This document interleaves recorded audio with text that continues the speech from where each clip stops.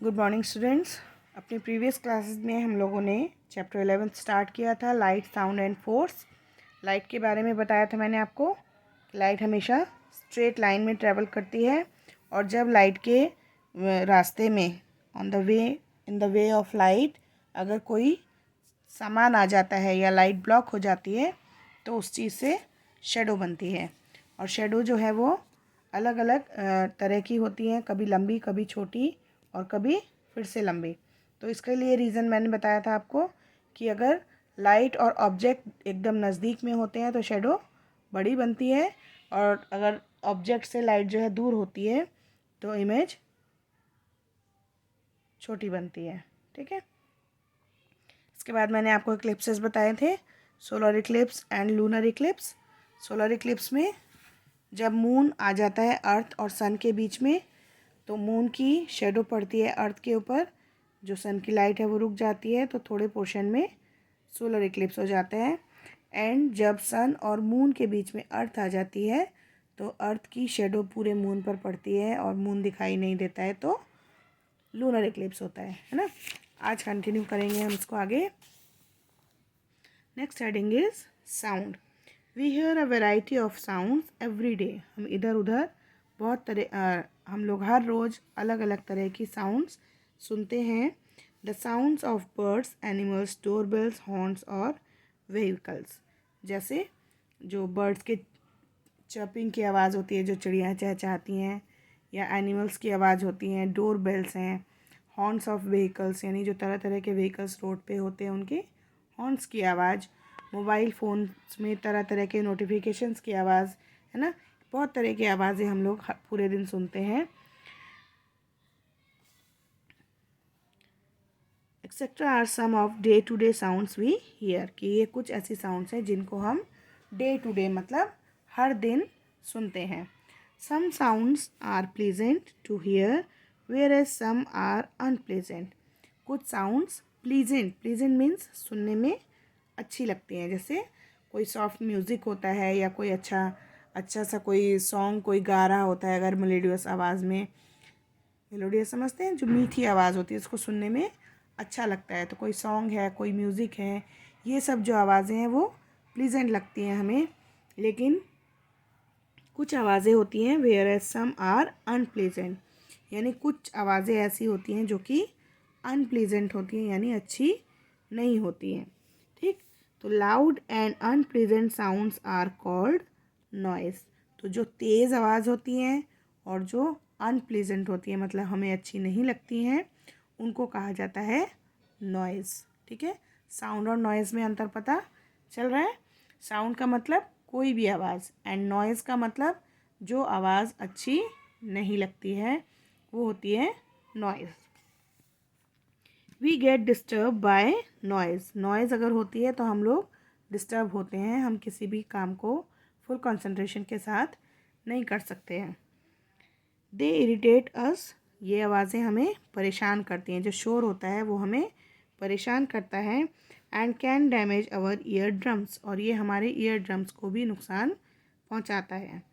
It is also called noise pollution. और जो pollution होता है, जो नॉइज़ होती है जो हमें परेशान करती है या जो हमें नुकसान पहुंचा सकती है, उसको नॉइज़ पोल्यूशन भी कहते हैं। We should avoid making such sounds. हमें इस तरह की आवाज़ों को करने से बचना चाहिए। We should not use horns of our vehicles unnecessarily. जैसे अगर रोड पे हम निकलते हैं तो हमें अपने गाड़ी के हॉर्न को ज़बरदस्ती नहीं बजाना चाहिए कि कोई ज़रूरत नहीं है फिर भी बजाए जा रहे हैं। क्यों? क्योंकि हॉर्न बहुत तेज़ होते हैं और अनप्लीजेंट होते हैं, अच्छे नहीं लगते हैं सुनने में, तो उससे नॉइज़ पोल्यूशन बढ़ता है। We must speak softly and play TV and music at low volume. हमें आराम से बात करनी चाहिए, चिल्लाकर बात नहीं करनी चाहिए, और टीवी और म्यूज़िक को बहुत कम आवाज़ पे चलाना चाहिए। Now next topic is force. What do we do when we have to move something. अगर हमें किसी चीज़ को हिलाना होता है तो हम क्या करते हैं? या तो हम उसे धक्का देते हैं या हम उसे खींचते हैं। तो यहाँ पर भी लिखा है वी आइदर पुल इट और पुश इट, या तो हम उसे खींचते हैं, पुल माने खींचना, और पुश इट या धक्का देते हैं, पुश माने धक्का देना। अ पुश और अ पुल इज़ कॉल्ड फोर्स। ये जो पुश करना या पुल करना होता है इसी को फोर्स कहते हैं। Force can do many things. Force जो होता है वो बहुत सी चीज़ें कर सकता है। It can move an object और स्टॉप अ मूविंग ऑब्जेक्ट।